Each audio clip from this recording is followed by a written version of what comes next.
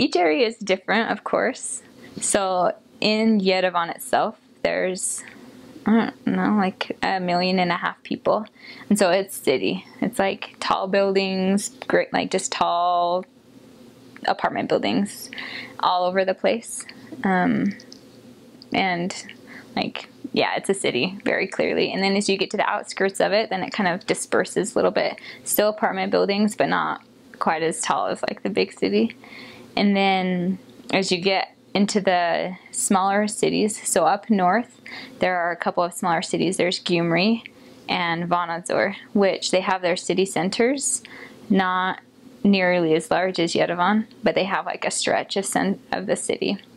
And then it kind of disperses again into apartment buildings and just like sepakan dunes into separate houses. And those cities, for the most part, they have paved streets. The smaller cities, not so much. Like my first area in Artashat, which is south of Yerevan, about an hour south of Yerevan, it's much warmer. It's hot. And there was like 2 or 3 paved roads, and everything else was dirt roads, and a lot more village. Like people had individual homes, and they had big yards where they grew gardens, and there were grape vineyards and orchards and just lots of farming. But then in the city, like there's none of that. You don't see gardens very often, and just concrete. I don't know. And then there's more of the in-between, the mix between the two, I guess.